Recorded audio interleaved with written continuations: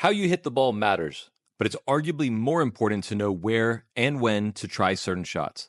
On today's lesson, I'm going to give you a simple phrase that will help you make better decisions on the court. So let's get started.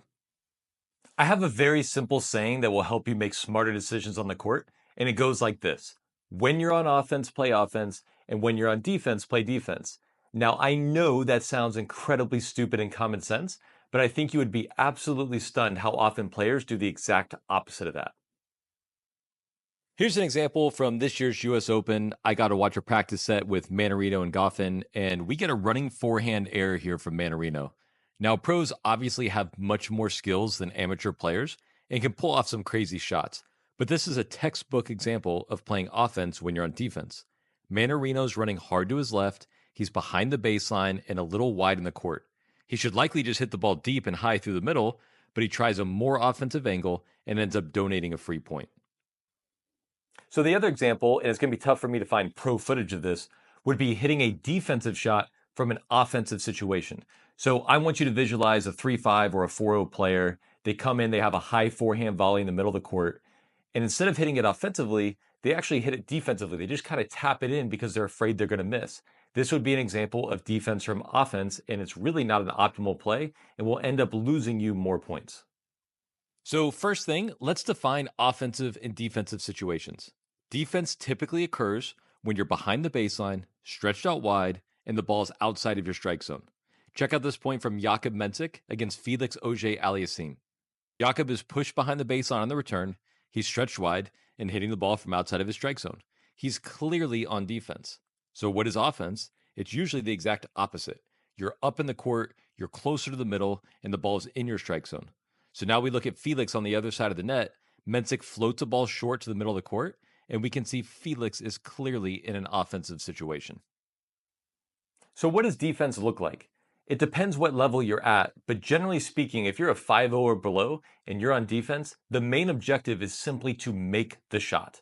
Pros have more skills, and so when they're on defense, a lot of times their objective is to try to get back to neutral. But again, if you're a recreational adult player, the main objective when you find yourself in a difficult spot on the court is just to survive the shot.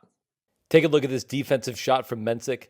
Felix hits a great return. He's stretched out wide behind the baseline, and the ball is out of his strike zone.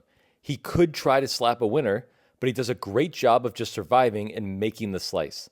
And yes, Felix comes up and hits a winner right after. This doesn't mean that Mensik made the incorrect play. In fact, it was optimal. He made the best choice he could given the situation he was in.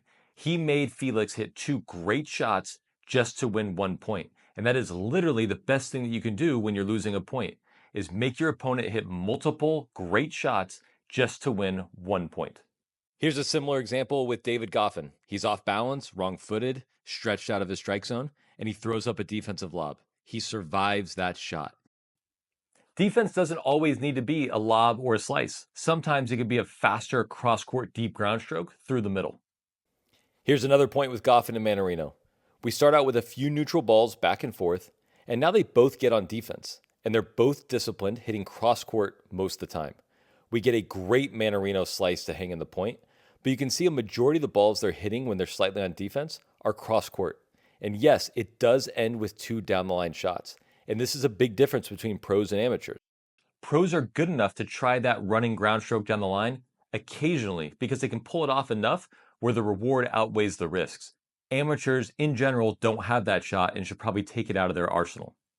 So we knocked out defense, but what does offense look like? Offense can mean a lot of things. You can hit a high heavy, you can hit a slice, you can hit a drop shot.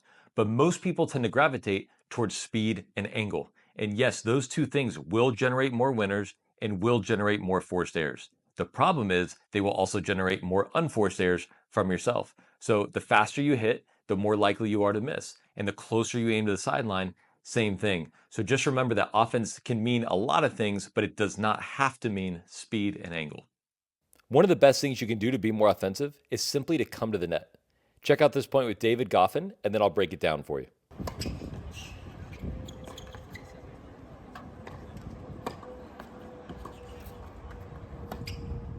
So we got Goffin coming to the net and then finishing the point.